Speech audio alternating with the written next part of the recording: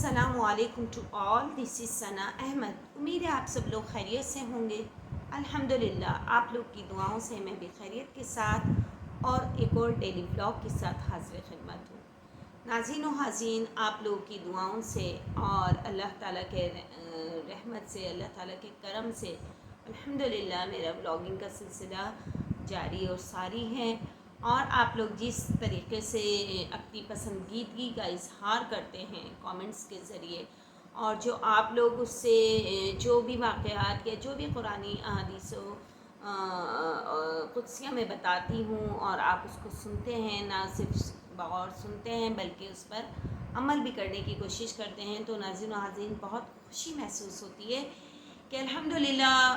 کہیں نہ کہیں کسی نہ کسی وے میں تھوڑا بہت ہی صحیح لیکن میں اپنے مقصد میں کامیاب ہوتی جا رہی ہوں، اور یہ سلسلہ گاہے بگاہے جاری و ساری رہے گا، اور انشاءاللہ تعالی اسی طرح کی مزید آپ کو موٹیویشنز جو ویڈیوز ہیں وہ آپ کو ملتی رہیں گی میری جانب سے۔ تو آئیے ہم اپنے سبق کا باقاعدہ آغاز حسب معمول تعوذ اور تثنیہ اور پھر اللہ تعالیٰ کی حمد و ثنا سے کریں گے کہ بے شک تمام تعریف اللہ تعالیٰ کے لیے ہے، جو مالک سارے جہاں والوں کا، روز جزا کا مالک۔ ہم تیری ہی عبادت کرتے ہیں اور تجھ سے ہی مدد چاہتے ہیں۔ ہم کو سیدھا راستہ چلا، راستہ ان کا جن پر تو نے انعام کیا، نہ کہ ان کا جن پر غضب ہوا اور نہ بہکے ہوگا۔ الہی قبول فرما، آمین ثم آمین۔ تو ناظرین و حاضرین، یہ تو ہو گئی اللہ تعالیٰ کی حمد و ثنا۔ ظاہر ہے ہمیں ہر کام کرنے سے پہلے اللہ تعالیٰ کی حمد و ثنا کرنا نہیں بھولنا چاہیے۔ اب جو میں ولاگ بنا رہی ہوں اور آج جو میں آپ کے سامنے ولاگ پیش کروں گی وہ آپ لوگوں کی بےحد فرمائش پر ونس اگین اصحاب کہف کا واقعہ پیش کرنا چاہوں گی دوبارہ، کیونکہ میرے بہت سارے اسٹوڈنٹس نے دوبارہ فرمائش کی ہے کہ ٹیچر آپ اس کو دوبارہ ایکسپلین کریں، ہمیں بہت اچھا لگا، کیونکہ میں اپنے پچھلے ولاگس میں بھی یہ واقعہ میں پیش کر چکی ہوں، لیکن دوبارہ آپ لوگ کی فرمائش پر تو میں آج دوبارہ یہ اصحاب کہف کا واقعہ پیش کروں گی۔ یہ میں قصص القرآن، جی ہاں جو قصص القرآن ہے اس میں سے میں نے یہ ٹاپک نکالا ہے اور وہ آج آپ کے سامنے پیش کروں گی۔ تو ناظرین و حاضرین، اصحاب کہف کون تھے، کتنے تھے اور ان کے ساتھ کیا ماجرا پیش آیا، یہ چونکہ میں اپنے پچھلے بلاگ میں بھی بتا چکی ہوں، اور ابھی جو پریویس میرے 2 بلاگ تھے وہ حضرت رابعہ بصری پر تھے، ان کا بھی میں نے انٹرو بہت اچھا سا پیش کرا ہے آپ کے سامنے، اور امید ہے کہ آپ لوگوں نے نہ صرف وہ بلاگ دیکھا ہوگا بلکہ اس کو اپنے اندر اتارا ہوگا۔ جی ہاں ناظرین و حاضرین، اس بلاگ میں حضرت رابعہ بصری کا جو ان کے جو حالات و واقعات پیش کیے گئے ہیں وہ ایک انسان کی، جیسا کہ میں اپنے بلاگ میں بھی بول چکی ہوں، ایک انسان کی زندگی کو بدلنے کے لیے کافی ہے۔ بہت بہت پیارا قصہ ہے حضرت رابعہ بصری رحمۃ اللہ علیہ کا، اور جو ان میں صفات پائی جاتی تھی، اللہ تعالیٰ ہمارے میں بھی وہ صفات پیدا کر دے اور ہمیں بھی اپنے سے اللہ تعالیٰ زیادہ تر قریب کر دے، محبت والا بنا دے کہ ہم اللہ تعالیٰ سے اتنی محبت رکھیں کہ پھر ہم اس دنیا کی رنگینیوں میں محو نہ ہوں، بلکہ ہمارے سامنے ہم وقت اللہ تعالیٰ کی حمد و ثنا میں مشغول رہیں۔ چونکہ جیسا کہ آپ نے اگر بلاگ میں سنا ہوگا یا آپ نے کہیں بھی پڑھا ہوگا یہ واقعہ کہ حضرت رابعہ بصری نے شادی نہیں کی، شادی کی بھی وجوہات تھیں نہ کرنے کی، کہ انہیں شادی کیوں نہیں کی انہوں نے، کیونکہ وہ پھر اللہ تعالیٰ کی یاد سے غافل ہو جاتے، وہ کہیں نہ کہیں اپنی عبادات میں جو وہ ڈائریکٹلی بلا واسطہ اللہ تعالیٰ سے مخاطب ہوا کرتی تھیں، تو پھر وہ اپنی جب روزمرہ کی روٹین میں آ جاتی تو پھر وہ ایسا نہیں کر سکتی تھیں، چنانچہ انہوں نے اپنی ذات کو اللہ تعالیٰ کے لیے وقف کر دیا، اللہ تعالیٰ کی محبت میں وقف کر دیا۔ ایک مرتبہ حضور پاک صلی اللہ علیہ وآلہ وسلم کی انہیں زیارت نصیب ہوئی خواب میں، تو آپ صلی اللہ علیہ وآلہ وسلم نے ان سے پوچھا کہ اے رابعہ بتاؤ کہ تم مجھ سے محبت کرتی ہو؟ تو آپ نے فوری جواب دیا کہ کون مسلمان ہوگا جو آپ سے یا رسول اللہ صلی اللہ علیہ وآلہ وسلم محبت نہ کرے، لیکن میں اس دل کا بھی کیا کروں جو ایک اللہ کی یاد سجائے دل میں بیٹھی ہوں۔ بس میرے دل میں بے شک آپ سے بے انتہا محبت کرتی ہوں، لیکن جو میری ساری کی ساری محبت ہے وہ یاد الہی میں غرق ہے۔ میں اللہ تعالیٰ سے تو اس پر حضور پاک صلی اللہ علیہ وآلہ وسلم نے فرمایا کیا تم نے اللہ تعالیٰ کو دیکھا ہے؟ تو انہوں نے فوری جواب دیا کہ جی ہاں۔ مطلب یہ نہیں کہ انہوں نے اللہ تعالیٰ سے ملاقات کی ہے، بلکہ انہوں نے اللہ تعالیٰ کی محبت کو محسوس کیا ہے، اور انہوں نے اللہ تعالیٰ سے اس طریقے سے لو لگائی ہے کہ جیسے وہ ہیں سامنے اور سامنے ان کے اللہ تعالیٰ ہے، اور پھر وہ ان سے ہم کلام ہے اللہ تعالیٰ سے، اور وہ ساری کی ساری عبادتیں، اپنی ساری کی ساری محبت انہوں نے اللہ تعالیٰ کے نام اللہ تعالیٰ کو وقف کر دی۔ سبحان اللہ۔ ناظرین و حاضرین، ہمیں بھی اللہ تعالیٰ سے ایسی ہی محبت رکھنی ہے۔ یہ دنیا فانی ہے اور ہر ذی روح کو موت کا مزہ چکھنا ہے، چنانچہ جب تک وہ حیات رہیں حضرت رابعہ بصری وہ اللہ تعالیٰ کی محبت میں گرفتار رہیں، اور جب ان کا انتقال قریب آیا، ان کا وقت قریب آیا، تو انہوں نے اپنی خادمہ کو یہ حکم دیا کہ مجھے جو دفن کیا جائے وہ اس کپڑے میں، وہ جو سر پر ایک ان کا ٹوپی سی پہنتی ہوں گی وہ ان کا کفن ہو، اور جو ان کا چادر تھی وہ ان کا کفن بنایا جائے، اور جب ملک الموت آپ کی روح قبض کرنے آئے، جب جان کنی کا وقت تھا، تو آپ کے چند ساتھی آپ کے آس پاس موجود تھے جنہیں آپ نے بولا کہ راستے سے ہٹ جاؤ، وہ دیکھو اللہ کے فرشتے مجھے لینے آ رہے ہیں، میرا وقت آ گیا ہے۔ اور اس کے بعد انہوں نے کلمہ شہادت، جو وہاں کے جو ان کے ساتھی تھے وہ ہٹ گئے اور ایک طرف دروازے کی جانب کھڑے ہو گئے، تو انہوں نے آپ کو کلمہ شہادت بآواز بلند پڑھتے ہوئے سنا، اور کلمہ پڑھتے ہی آپ کی جان کنی ہو گئی اور آپ اپنے خالق حقیقی سے جا ملی۔ انا للہ و انا الیہ راجعون۔ ناظرین و حاضرین، آج کا جو قصہ میں آپ کے سامنے بیان کر رہی ہوں، ونس اگین یہ بہت فرمائش پر لوگوں کی بے انتہا فرمائش آ رہی تھی کہ آپ ضرور اصحاب کہف کا قصہ دوبارہ بیان کریں، تو میں آپ لوگوں کے سامنے جنہوں نے یہ قصہ میرے ولاگ میں نہیں سنا تھا یا نہیں دیکھا وہ ولاگ، تو آج میں ایک نیا ولاگ پیش کر رہی ہوں آپ کے سامنے، نئے الفاظ، بات وہی، سینٹرل آئیڈیا وہی، مرکزی خیال وہی ہے، لیکن بس میرے الفاظ تھوڑے بہت آگے پیچھے ہوں گے، ادروائز چیز آپ کے سامنے وہی پیش کی جائے گی۔ تو اصحاب کہف کے متعلق جب حضور پاک صلی اللہ علیہ وآلہ وسلم سے سوال پوچھا گیا، تو آپ صلی اللہ علیہ وآلہ وسلم نے فرمایا کہ وحی آنے کے بعد بتاؤں گا۔ اللہ تعالیٰ کے حکم سے حضرت جبرائیل علیہ السلام نے وحی کے ذریعے اصحاب کہف کے حالات سے آپ صلی اللہ علیہ وآلہ وسلم کو آگاہی دی۔ چنانچہ آپ صلی اللہ علیہ وآلہ وسلم نے یہ واقعہ کفار کو بتایا۔ قرآن مجید میں سورہ کہف میں اللہ تعالیٰ نے تفصیل سے ذکر کیا ہے، تو میرے یوٹیوبر فیملی اور میرے عزیز و اقارب جو یہ بلاگ دیکھ رہے ہیں، تو وہ سورہ کہف پڑھیں۔ سورہ کہف میں بھی اللہ تعالیٰ نے پوری تفصیل سے وہ اصحاب کہف کا واقعہ پیش کیا ہے، وہ واقعہ قرآن پاک میں موجود ہے، تو آپ وہاں سے بھی گائیڈ لے سکتے ہیں، وہاں سے بھی پڑھ سکتے ہیں، اور یہ جو ہے یہ ہماری معلومات میں اضافہ کا باعث ہے کہ سورہ کہف موجود ہے قرآن پاک میں، جو ہمیں مکمل طور پر اس واقعے سے آگاہی دلا سکتی ہے، دے سکتی ہے۔ چنانچہ یہ واقعہ شہر رقیم میں پیش آیا تھا۔ یہ شہر خلیج عقبہ سے شمال کی جانب بڑھتے ہوئے پہاڑوں کے دو متوازی سلسلوں میں تھا۔ ان میں سے ایک پہاڑ کی بلند چوٹی پر یہ شہر آباد تھا،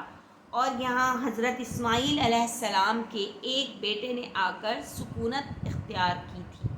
جس نے بعد میں قوم کی شکل اختیار کر لی۔ حال ہی میں اس علاقے کی کھدائی سے یہ شہر ملا ہے۔ یہاں عجیب و غریب غار بھی ملے ہیں۔ یہ غار اس طرح واقع ہیں کہ دھوپ کی تپش ان کے اندر تک نہیں پہنچ پاتی۔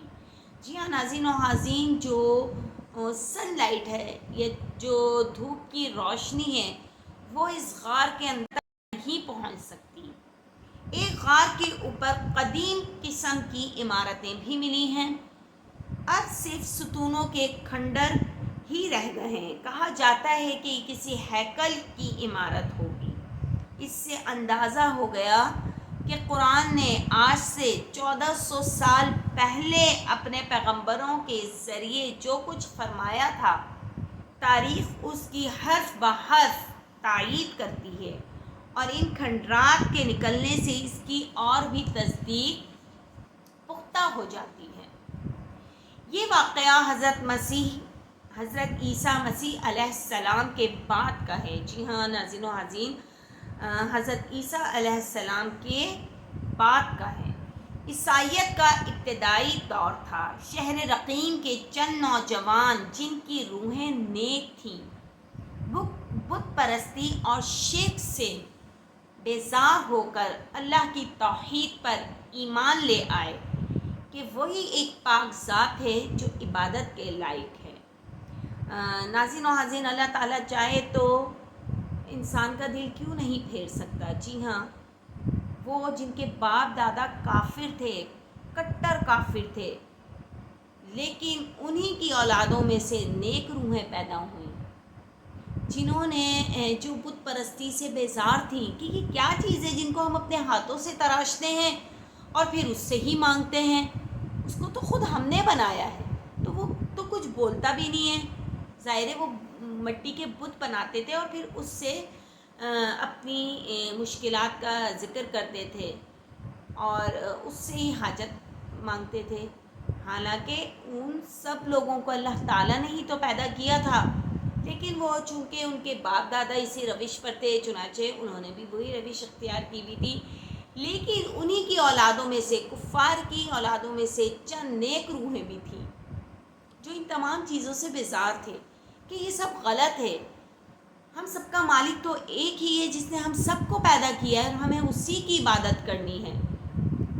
چنانچہ اس وقت کے بادشاہ اوقیانوس، جو بڑا جابر تھا، بڑا ظالم تھا، اس کو جب پتہ چلا کہ چند نوجوان اپنے باپ دادا کے مذہب کو، یعنی بت پرستی کو چھوڑ کر اللہ تعالیٰ کی عبادت کرنے لگے ہیں، تو اس نے ان نوجوانوں کو اپنے پاس بلوا لیا دربار میں۔ جب ان سے سوال کیے گئے تو انہوں نے بڑی جرأت اور دلیری سے ان کے سوالوں کا جواب دیا اور اللہ کے ایک ہونے کا اعلان کر دیا۔ بادشاہ کو ان کی یہ روش اور گفتگو بالکل پسند نہیں آئی، کیونکہ بادشاہ جو تھا وہ جابر تھا، ظالم تھا، اور بادشاہ جو ایک پرسنالٹی ہوتی ہے بادشاہ کی کہ وہ اپنے سامنے اپنے آپ کو نعوذ باللہ خدا بنا سکتا ہے، خدا سمجھتا ہے، اور دوسروں کو حقیر سمجھتا ہے۔ جب اس نے ان نوجوانوں کو بلایا، جب اس کو پتہ چلا کہ چند نوجوان ایسے ہیں جو ایک اللہ کی عبادت کرتے ہیں اور اسی کی طرف سب کو راغب کر رہے ہیں، تو اس کو بڑا غصہ آیا۔ اس نے کیا کیا، ان نوجوانوں کو اپنے دربار میں بلا لیا اور انہیں وارننگ دے دی۔ اب انہیں کیا بولا، اس نے آگے پڑھتے ہیں۔ بادشاہ کو ان کی روش اور گفتگو پسند نہ آئی۔ بادشاہ نے ان کو چند روز کی مہلت دی کہ تم اپنے عقیدے پر دوبارہ سوچو اور پھر دربار میں آ کر بتاؤ کہ اب تمہاری رائے کیا ہے، کیونکہ وہ سمجھ رہا تھا کہ یہ کچے دماغ کے لوگ ہیں، میں انہیں جیسا بہلاؤں گا پھسلاؤں گا تو یہ میری باتوں میں آ جائیں گے اور اپنی روش، اپنی عبادت کو ترک کر دیں گے اور دوبارہ بت پرستی کی جانب گامزن ہو جائیں گے، راغب ہو جائیں گے۔ چنانچہ دربار سے واپس آ کر نوجوانوں نے، وہ جو چند روحیں تھیں، نوجوان تھے، انہوں نے آپس میں مشورہ کیا کہ اگر ہم نے بادشاہ کے سامنے اللہ کے ایک ہونے کا اقرار کیا تو ہم کو سب کو وہ تنگ کرے گا، تکلیفیں اور سزائیں دے گا۔ یہ سوچ کر وہ خاموشی سے شہر کے قریب ایک غار میں چھپ گئے کہ ہم یہاں چھپ جاتے ہیں، اس کی نظروں سے اوجھل ہو جاتے ہیں تو خود بخود یہ واقعہ دب جائے گا اور ہم بھی بحفاظت رہیں گے۔ اور کہا، اے ہمارے پروردگار، اب انہوں نے پکارا اپنے اللہ تعالیٰ کو ہی کہ ہم کو اپنے پاس سے رحمت کا سامان مہیا کر اور ہمارے لیے اس کام میں دوستی کا سامان مہیا کر دیجیے۔ اللہ تعالیٰ نے ان پر نیند طاری کی اور کئی سو سال نیند کی حالت میں وہ سوتے رہے، اللہ تعالیٰ کے حکم سے کروٹیں بدلتے رہے۔ سبحان اللہ، سبحان اللہ۔ ناظرین و حاضرین، دیکھیے اللہ تعالیٰ سے انہوں نے جب فریاد کی کہ اللہ ہم مشکلات میں گر گئے اور یہاں آ کر ہم غار میں چھپ گئے، یہاں کھانے پینے کا بھی کوئی سامان نہیں ہے اور ہماری راحت کا بھی کوئی سامان نہیں ہے، تو چنانچہ آپ ہماری مدد فرما دیجیے۔ الحمدللہ انہوں نے پریشانی میں، تنگ دستی میں، مصیبت میں، مصائب میں ایک اللہ کو پکارا، تو پھر اللہ تعالیٰ اپنے نیک بندوں کی بات کو کیوں نہیں سنے گا، ان کی فریاد کیوں نہیں سنے گا؟ بے شک اللہ تعالیٰ ہم سب کی فریاد سننے والا ہے، وہ ہم سب کو سنتا ہے، وہ ہماری شہ رگ سے بھی زیادہ قریب ہے۔ ناظرین و حاضرین، ہم خالی سوچتے ہیں کسی بھی بات کو اور اللہ تعالیٰ وہ پوری کر دیتا ہے۔ یہ دیکھیے بہت دفعہ ایسا ہوا ہے، آپ سب لوگوں کے ساتھ بھی ایسا ہوا ہوگا، امید ہے مجھے ایسا ضرور ہوا ہوگا کہ اکثر ہم جو دل میں بات سوچتے ہیں، دماغ سے بات سوچ رہے ہوتے ہیں کہ جیسے ہمیں کسی سے ملاقات کرنی ہے، فلاں شخص آ جائے، آپ یقین کیجیے اسی وقت وہ حاضر ہو جاتا ہے، یا ہمیں کوئی چیز کھانے کا دل چاہ رہا ہے تو ہم کسی بھی صورت میں ہمارے گھر میں آ جاتی ہے، چاہے وہ پڑوس کی صورت میں ہے، پڑوسی بھیجیں، یا آپ کے کوئی بڑے باہر گئے میں وہ بھیجیں، یا آپ کے خاندان سے کوئی بھیجے، باہر اللہ تعالیٰ فوری ہماری جائز مرادوں کو سنتا ہے اور دعاؤں کو قبول بھی کرتا ہے۔ تو ناظرین و حاضرین، جب ان نیک روحوں نے اللہ تعالیٰ سے فریاد کی تو اللہ تعالیٰ نے ان پر نیند کا ایسا غلبہ طاری کر دیا کہ وہ اس غار میں کئی سو سال تک سوتے رہے اور اس حالت میں وہ کروٹیں بھی بدلتے رہے۔ سبحان اللہ۔ آگے بیان کرتی ہوں کہ سورہ کہف میں رکوع نمبر 14 میں اللہ تعالیٰ فرماتے ہیں، وہ لوگ چند نوجوان تھے جو اللہ پر ایمان لائے اور ہم نے ان کے ایمان میں ترقی کر دی تھی اور ہم نے ان کے دل مضبوط کر دیے جب وہ دین میں پختہ ہو کر کہنے لگے، ہمارا رب تو وہ ہے جو آسمانوں اور زمینوں کا رب ہے، ہم تو اس کو چھوڑ کر کسی کی بھی عبادت نہیں کریں گے۔ بس ایسی صورت میں ہم نے بڑی بے جا بات کہی، یہ جو ہماری قوم ہے انہوں نے خدا کو چھوڑ کر اور معبود قرار دے رکھے ہیں، یہ لوگ اپنے معبودوں پر کوئی کھلی دلیل کیوں نہیں لاتے؟ تو اس شخص نے زیادہ کون غضب ڈھانے والا ہوگا جو اللہ پر جھوٹی تہمت لگا دے، جب تم ان لوگوں سے علیحدہ ہو گئے ہو اور ان کے معبودوں سے بھی، تو تم فلاں غار میں جا کر پناہ لو، تم پر تمہارا رب اس کام میں کامیابی عطا کر دے گا۔ سبحان اللہ۔ تو ناظرین و حاضرین، اس بات سے یہ بھی ہمیں سننے کو ملا اور سمجھنے کو ملا کہ جو حضرات تھے، نوجوان تھے، وہ اللہ تعالیٰ کے حکم سے ہی اس غار میں گئے تھے اور اللہ تعالیٰ نے ہی ان کے دل میں یہ بات لائی تھی کہ وہ اس غار میں چلے جائیں اور اپنے آپ کو وہاں جا کر بند کر لیں، اور پھر جب وہ وہاں پہنچ گئے اللہ کے حکم سے تو اللہ تعالیٰ نے ان پر ایسی نیند طاری کی کہ وہ کئی سو سال تک سوتے رہے اور اس دوران وہ کروٹیں بھی بدلتے رہے۔ سبحان اللہ، سبحان اللہ۔ اب کیا ہوتا ہے، یہ غار وسیع غار تھا جس میں زندگی کے قائم رکھنے والے سارے قدرتی ذرائع موجود تھے۔ سبحان اللہ، اللہ تعالیٰ نے ان کی رہنے کا بھی بندوبست کر دیا تھا۔ ایک طرف غار کا منہ تھا، تازہ ہوا کے لیے غار میں سوراخ موجود تھے۔ غار کا رخ شمالاً جنوباً تھا، جس سے سورج کے غروب اور سورج کے چڑھتے اور غروب ہوتے وقت تک ان پر دن کی گرمی اور تپش کا کوئی اثر نہیں ہوتا تھا۔ تاہم وہاں کی کیفیت یہ تھی کہ نہ تو اس غار میں اندھیرا تھا اور نہ زیادہ روشنی۔ ان حالات میں یہ نوجوان سکون و آرام کی نیند سوتے رہے۔ غار کے منہ پر ان کا وفادار ساتھی ایک کتا تھا جس کا نام قطمیر تھا۔ اگلے پاؤں پھیلائے باہر کی جانب منہ کیے بیٹھا تھا۔ قرآن مجید میں ہے کہ یہاں ایسی کیفیت پیدا ہو گئی تھی کہ اگر کوئی انسان غار کے اندر جھانکے تو اس پر خوف و ہراس کی حالت طاری ہو جائے اور وہ خوف سے بھاگ جائے۔ بادشاہ کو معلوم ہوا کہ وہ غار کے اندر ہیں۔ وہ جو اقیانوس تھا وہاں کا بادشاہ، وہ بہت ظالم اور جابر تھا، تو اس نے کیا کیا،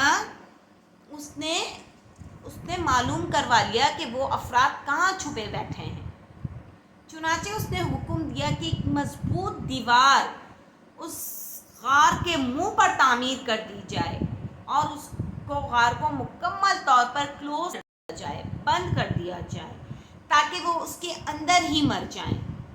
اور غار ان کی قبر بن جائے۔ یہ جو تھا، یہ بادشاہ کی تھنکنگ تھی اور اس نے ایسا کر بھی دیا۔ یہی ان کی سزا ہے۔ حکومت کے جس آدمی کے کام یہ سپرد کیا گیا وہ بہت نیک آدمی تھا۔ اس نے ان اصحاب کے نام اور پورا واقعہ رانگ کی تختی پر کندہ کر تانبے کے صندوق میں دیوار کی بنیاد میں محفوظ کر دیا۔ کچھ عرصے بعد بادشاہ اقیانوس کا انتقال ہو گیا۔ اب زمانہ گزرے، سلطنتیں بدلی آئیں۔ ایک نیک بادشاہ فرما روا ہوا، اس کا نام بیدروس تھا، جس نے 68 ایئرس وہاں حکومت کی۔ پھر ملک میں فرقہ بندی پیدا ہو گئی اور بعض لوگ مرنے کے بعد زندہ ہو کر اٹھنے اور قیامت آنے کے منکر ہو گئے۔ اب بادشاہ ایک تنہا مکان میں بند ہو گیا اور اس نے یہ گریہ زاری سے بارگاہ الہی میں دعا کی کہ یا اللہ کوئی ایسی نشانی عطا فرما دے، ظاہر کر دے، جس سے خلق کو مردوں کے اٹھنے اور قیامت آنے کا مکمل یقین ہو جائے۔ اسی زمانے میں ایک شخص نے اپنی بکریوں کے لیے آرام کی جگہ حاصل کرنے کے واسطے اسی غار کو تجویز کیا اور دیوار گرا دی۔ جی ہاں، وہ چرواہا تھا جو بکریاں چراتا تھا، تو اس کو یہ غار ہی سمجھ میں آیا۔ یہ بھی دیکھیں، اللہ تعالیٰ کی قدرت تھی، اللہ تعالیٰ کی رحمت تھی، اللہ تعالیٰ اپنی نشانی کو ظاہر کرنا تھا۔ چنانچہ وہ ایک شخص جو بکریاں چراتا ہوا وہاں آیا اور اس نے اسی غار کو پسند کیا کہ اس کی بکریاں وہاں آرام فرمائیں، اور آرام کی جگہ کے لیے اس نے وہی غار کو منتخب کیا، اور جو وہ بادشاہ نے اقیانوس نے جو دیوار بنوا دی تھی وہ اس نے گرا دی۔ دیوار گرنے کے بعد کچھ ایسی ہیبت طاری ہوئی کہ گرانے والے بھاگ گئے۔ اصحاب کہف بحکم الہی فرحان و شاداں اٹھے، چہرے شگفتہ، زندگی کی تر و تازگی موجود۔ ایک نے دوسرے کو سلام کیا اور پھر وہ نماز کے لیے کھڑے ہو گئے۔ فارغ ہو کر اپنے ایک ساتھی تملیقہ نامی سے کہا کہ آپ جائیے اور بازار سے کچھ کھانے پینے کو لائیے۔ ظاہر ہے جب اللہ تعالیٰ نے ان مردوں کو دوبارہ زندہ کر دیا تو جب ان میں زندگی کی لہر دوڑ گئی تو ان کو بھوک اور پیاس کا بھی احساس ہوا، اور انہوں نے سب سے پہلے تو آپس میں ایک دوسرے کو سلام کیا ایز یوزول، جس طریقے سے وہ اپنی زندگی میں کرتے ہوں گے، اور پھر اس کے بعد انہوں نے نماز کی ادائیگی کی، اور پھر جب انہیں بھوک کا احساس ہوا تو پھر انہوں نے اپنے ایک دوست، تملیخہ نام تھا ان کا، اس کو کہا کہ آپ بازار جائیے اور کچھ کھانے پینے کا انتظام کیجئے، اور یہ خبر بھی لائیے کہ اوقیانوس کا اب ہم لوگوں کی نسبت کیا ارادہ ہے۔ مطلب وہ تو ابھی سو کر اٹھے تھے، ان کو تو پتہ ہی نہیں نا کہ انہوں نے کتنے سال نیند میں گزارے، چنانچہ وہ وہی سمجھ رہے تھے کہ ابھی ہمیں کچھ گھنٹے ہی ہوئے یہاں سوتے ہوئے، ہم تو بادشاہ کے ڈر سے یہاں آ گئے تھے، اور ہم نے اللہ تعالیٰ سے دعا بھی کی تھی، تو اب ہم جب باہر نکل رہے ہیں تو وہ ڈر رہے تھے، خوف بھی طاری تھا ان کا کہ کہیں بادشاہ ان کو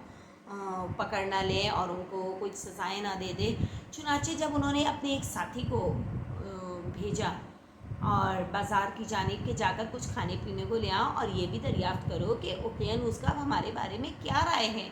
اس کا غصہ ٹھنڈا ہوا، اس کا جابر پنا، اس کا ظالم پنا ختم ہوا، تو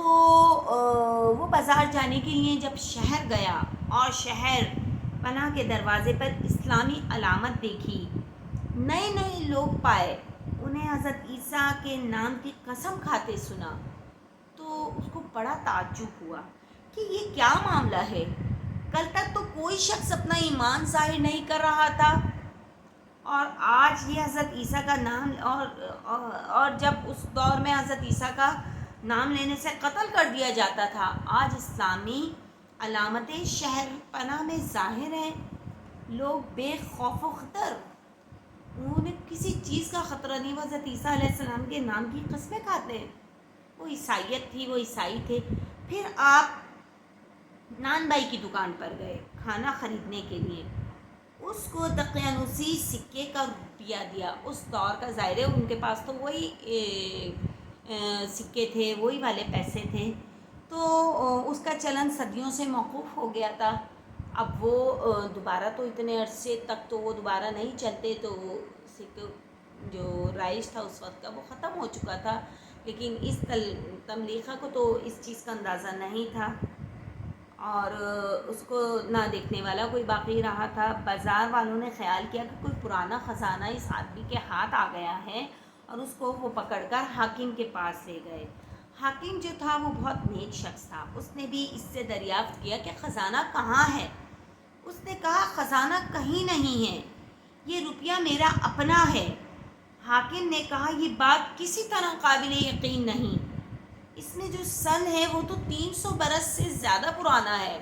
اور تم تو نوجوان ہو، ہم لوگ بوڑھے ہیں،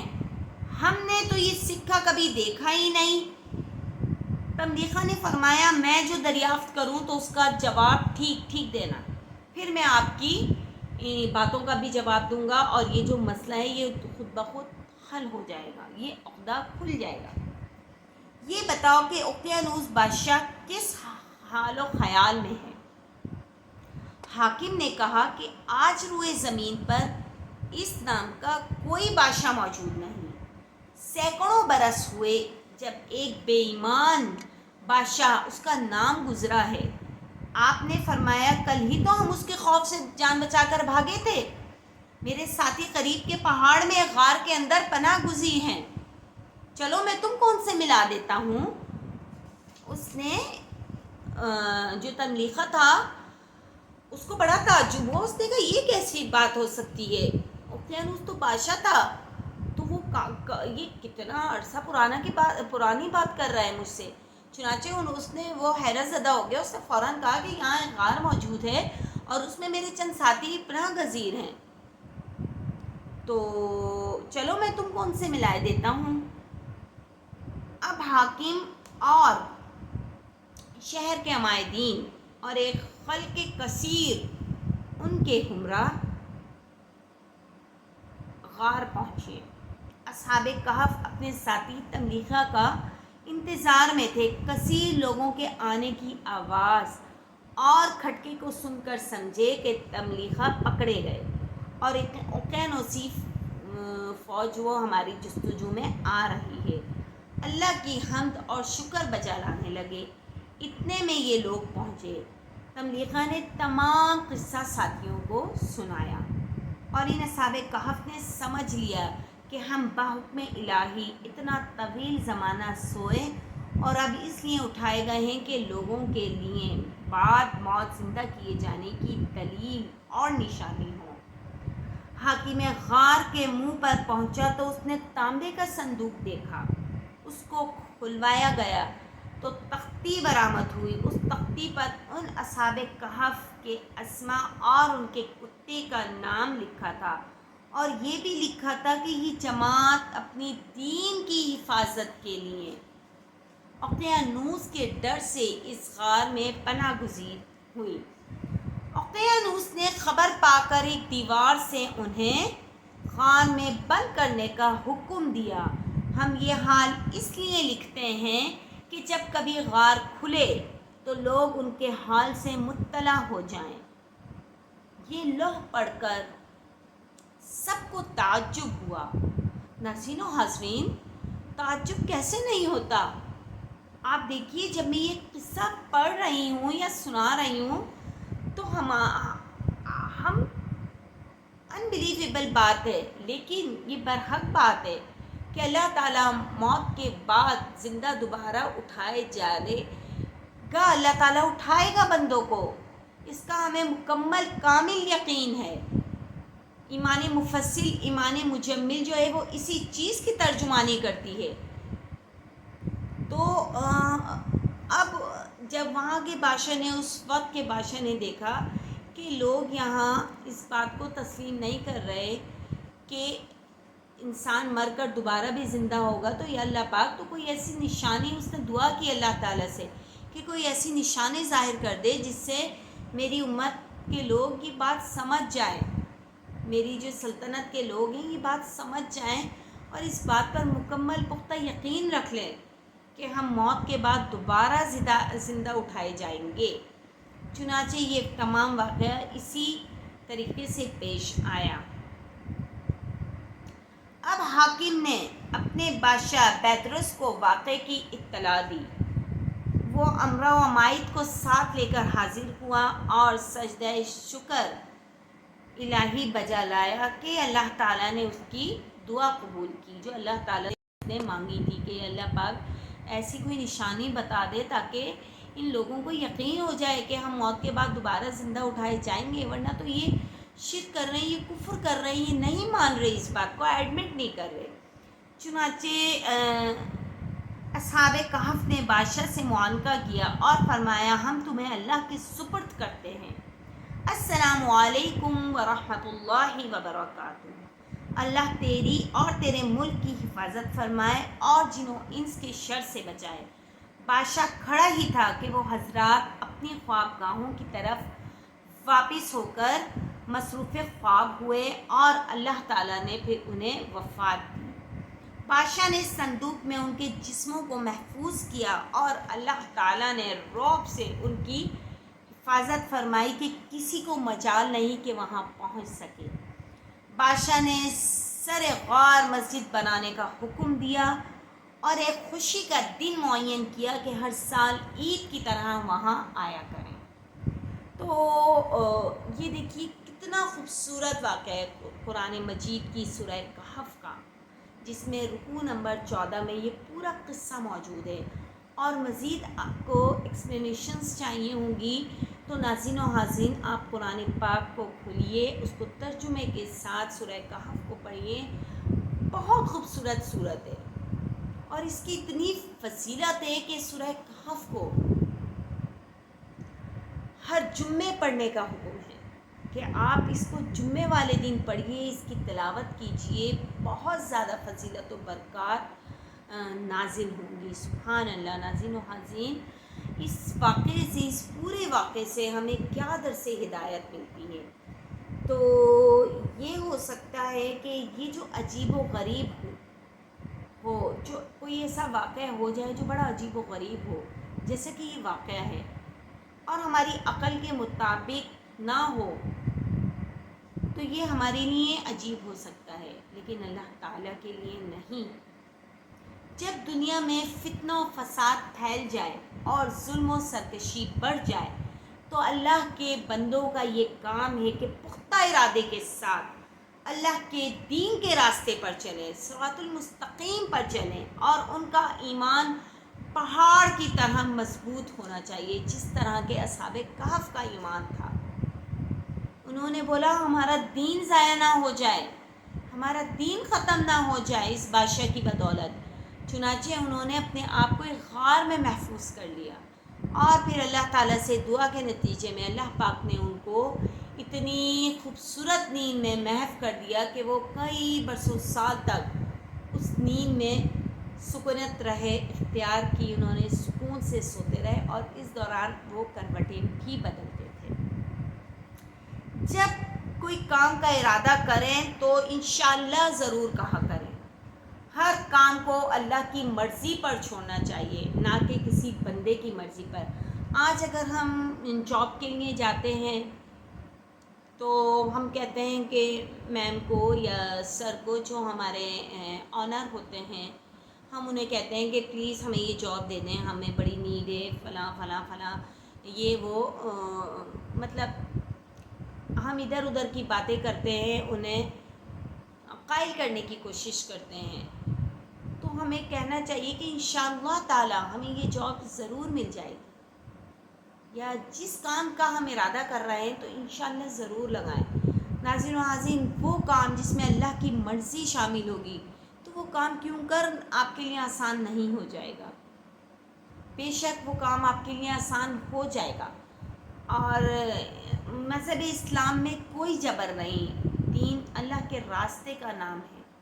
باطل ظلم سے حق کو دبانے کی کوشش کرتا ہے، لیکن ہمیشہ حق ہی اس پر غالب رہتا ہے۔ حق و باطل کی یہی آپس میں جنگ جاری ہے آج تک، اور الحمدللہ ہمیشہ اللہ تعالیٰ نے حق کا ساتھ دیا، حق جیتا اور باطل ختم ہوا، اور بے شک باطل ٹوٹنے کو ہی ہے، ختم ہونے کو، یہ تو قرآن مجید میں ہے۔ نوجوان طبقے پر ہر انقلابی تحریک بڑی جلدی اثر انداز ہوتی ہے۔ ناظرین و حاضرین، یہ تو ابھی اس دوری کا واقعہ ہے نا، یہ جو بنگلہ دیش میں جو حالات پیدا ہوئے، آپ نے دیکھا کہ کس طریقے سے وہاں کی تحریک، اسٹوڈنٹس تحریک نے ایک جوش و ولولہ لا کر وہاں کی گورنمنٹ کو تہس نہس کر دیا، گورنمنٹ ختم کر دی انہوں نے، اور ان کا ارادہ، ان کی نیک نیتی اللہ تعالیٰ نے قابل قبول کی، اور ان کو فتح حاصل ہوئی اس جابر جو حکمران تھے ان سے۔ تو یہ جو تحریک ہوتی ہے نا نوجوانوں کی، اسٹوڈنٹس کی، یہ بڑی کارآمد ہوتی ہے۔ ناظرین و حاضرین، آج اگر ہم بھی اپنی کنٹری میں رہتے ہوئے اگر ان حالات سے گزر رہے ہیں جو بہت درپیش ہیں ہر ایک کو، مسائل و پریشانیاں، تو ہمیں چاہیے کہ ہم ایک مٹھی ہو جائیں اور حق کا ساتھ دیں، تو اللہ تعالیٰ باطل کو خود بخود ختم کر دے گا، اور بے شک باطل مٹنے ہی کے لیے ہے۔ اور چونکہ عمر رسیدہ لوگ عام طور سے اپنے خیالات پر قائم رہتے ہیں، اور اس لیے وہ کسی نئی چیز یا تحریک کو جلدی قبول نہیں کرتے۔ نوجوان جو ہوتے ہیں وہ ہر نئی تحریک کو جلدی قبول کر لیتے ہیں، وہ حق و صداقت کی تحریک میں شامل ہو کر اپنی زندگی کو چار چاند لگا سکتے ہیں۔ اگر وہ کسی بری تحریک کو قبول کریں گے تو اس کا انجام بھی برا ہی ہوگا۔ تو یہاں ناظرین و حاضرین، الحمدللہ آپ کے سامنے آج میں نے اصحاب کہف کا جو قصہ بیان کیا ہے، ونس اگین امید ہے آپ لوگوں کو بہت پسند آئے گا، اور آپ ضرور اس کے متعلق مزید اسٹڈی قرآن مجید کی سورہ کہف میں حوالہ اس لیے دے رہی ہوں تاکہ کوئی بھی شخص شش و پنج میں مبتلا نہ رہے، بلکہ قرآن پاک ایک مکمل ضابطہ حیات ہے۔ ناظرین و حاضرین، اس میں ہمیں، آپ دیکھیے، اس میں ہمیں زندگی گزارنے کے اور ہر چیز کا سلوشن موجود ہے، ہر بیماری کا سلوشن موجود ہے، ہماری تمام مشکلات، مصائب، تمام آسانیوں کا حل، تمام مشکلات کا حل بآسانی قرآن مجید میں موجود ہے۔ تو جو بات نبی پاک صلی اللہ علیہ وآلہ وسلم نے 1400 سال پہلے کہہ دی، اور جو بات اللہ تعالیٰ نے قرآن پاک میں فرما دی اپنے قول و ارشادات کے ذریعے، وہ حرف بہ حرف ہم دل سے یقین کرتے ہیں اور زبان سے اقرار کرتے ہیں ان تمام باتوں کا۔ بے شک ایمان مفصل میں آپ کے سامنے پیش کروں گی ناظرین و حاضرین، بہت خوبصورت دعا ہے، اور اس کا ترجمہ بھی آپ کے سامنے ابھی پیش کرتی ہوں کہ ایمان مفصل آمنت باللہ و ملائکتہ و کتبہ و رسلہ والیوم الآخر والقدر خیرہ و شرہ من اللہ تعالی والبعث بعد الموت، کہ ایمان لائی میں اللہ پر اور اس کی فرشتوں پر اور اس کی کتابوں پر اور اس کے رسولوں پر، اور اس پر کہ اور قیامت کے دن پر، اور اس پر کہ ہر اچھی اور بری تقدیر اللہ ہی کی طرف سے ہوتی ہے، اور موت کے بعد اٹھائے جانے پر۔ بے شک ہمارا اس چیز پر مکمل پختہ یقین ہے، کامل یقین ہے، تو ہم مسلمان کہلانے کے مستحق ہوں گے۔ اور ایمان مجمل، اچھا ناظرین و حاضرین، یہاں ایک بات اور میں مینشن کرنا چاہوں گی کہ بہت سے اسٹوڈنٹس ہیں یا بہت سے میرے گرد و نواح میں ایسے لوگ موجود ہیں جنہیں ایمان مفصل اور ایمان مجمل میں کوئی فرق محسوس نہیں ہوتا۔ اگر میں اور میرے اسٹوڈنٹس ہیں تو میں اگر ان سے سنتی ہوں کہ جی ایمان مفصل بتائیے تو وہ ایمان مجمل سنا دیتے ہیں۔ تو یہ کنفیوژن، چھوٹی سی کنفیوژن ہے جو میرے ساتھ بھی ہوتی رہی ہے، اور الحمدللہ میں نے اس پر قابو پا لیا ہے۔ وہ اس صورت میں کہ ایمان مفصل مطلب تفصیلی ایمان کی بات، جس میں پورا دین مکمل ہے، وہ ایمان مفصل ہے۔ مفصل مطلب تفصیل، مطلب بڑا والا، جس میں تفصیل وہی ہوتا ہے نا کہ فل آنسر دینا ہے، ایکسپلینیشنز دینی ہے، ایکسپلین کرنا ہے، بگ آنسر ہے، ناٹ شارٹ۔ تو مفصل تفصیل ایمان مفصل ہے۔ اب ایمان مجمل جو ہے وہ ایمان مفصل سے تھوڑا سا چھوٹی ہے وہ دعا نا، اس کا ترجمہ بھی ظاہر ہے جتنی وہ ہے اسی کا ترجمہ ہے۔ تو میں نے اس طریقے سے اپنے اسٹوڈنٹس کو بھی میں اشارہ دیتی ہوں، اور وہ الحمدللہ اسی طریقے سے یاد کرتے ہیں، بآسانی انہیں یاد بھی ہو جاتی ہے۔ اور جب میں اگر ان سے ایمان مفصل سنتی ہوں تو بغیر کسی وہ سوچ و بچار کے وہ فٹافٹ مجھے ایمان مفصل ہی سناتے ہیں۔ اب ایمان مجمل ہے آمنت باللہ کما ہوا باسمائہ وصفاتہ وقبلت جمیع احکامہ اقرار باللسان وتصدیق بالقلب، کہ ایمان لائی میں اللہ پر جیسا کہ وہ اپنے ناموں اور صفتوں کے ساتھ ہے، اور میں نے اس کے تمام احکام قبول کیے۔ آمین ثم آمین۔ بے شک اگر ہمیں ان تمام باتوں پر ایمان ہے، پختہ ایمان ہے، تو ہم الحمدللہ مسلمان کہلانے کے لائق ہیں۔ اور اگر ہم ان تمام باتوں پر ایمان نہیں لاتے کہ موت کے بعد زندہ بھی دوبارہ ہوں گے، اور اپنی تقدیر پر ایمان نہیں لاتے، اللہ کی کتابوں پر، رسولوں پر، فرشتوں پر ایمان نہیں لاتے، تو پھر ہم مسلمان کہلانے کے قابل بالکل نہیں ہیں۔ تو اللہ تعالیٰ ہمیں قرآن پاک پر مکمل طور پر عمل کرنے کی توفیق عطا فرمائے، آمین۔ سب میرے ساتھ مل کر آمین کیجئے، کیونکہ ہمیں نہیں پتہ کہ ہماری آمین اللہ تعالیٰ فرشتوں کی آمین کے ساتھ ملا دے اور ہمارا بیڑا پار ہو جائے، اور ہماری آمین بھی فرشتوں کی آمین کے ساتھ فرش سے عرش تک پہنچ جائے۔ تو انشاءاللہ عز و جل ایک اور نئے بلاگ کے ساتھ کل دوبارہ حاضر خدمت ہوں گی، اور انشاءاللہ تعالیٰ اسی طریقے کا ایک اور موٹیویٹیو واقعہ آپ کے سامنے پیش کروں گی، اور ضرور پلیز میری یوٹیوب فیملی ممبرس جو ہیں، جو مجھے سن رہے ہیں، دیکھ رہے ہیں، تو وہ مجھے ضرور لائک کریں، سبسکرائب کریں، شیئر کریں، اور جو قصے واقعات میں پیش کرتی ہوں اس کو ضرور اپنی روزمرہ زندگی میں ڈسکس کیا کریں۔ ناظرین و حاضرین، اس کا ایک فائدہ یہ ہوتا ہے کہ ہم اگر کسی سے کوئی بات ڈسکس کر لیتے ہیں نا، تو پھر وہ زندگی بھر ہمارے وہم و گمان میں رہتی ہے۔ ادروائز اگر میں نے وہ کتاب میں پڑھا قصہ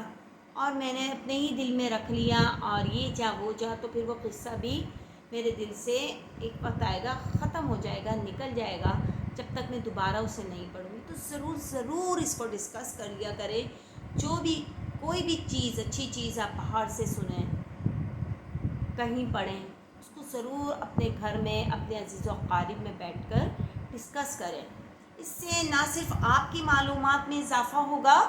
بلکہ ان لوگوں کی معلومات میں اضافہ ہوگا جو ان نون ہیں، جنہیں ان باتوں کا علم نہیں ہے۔ تو اس امید کے ساتھ کہ آپ کو آج کا ولاگ بہت زیادہ پسند آئے گا، مجھے اجازت دیجیے۔ انشاءاللہ تعالیٰ کل دوبارہ ایک اور نئے ولاگ کے ساتھ، ایک اور نئے جوش ولولے کے ساتھ دوبارہ حاضر خدمت ہوں گی۔ ٹل دین اللہ حافظ اور السلام علیکم ورحمۃ اللہ وبرکاتہ۔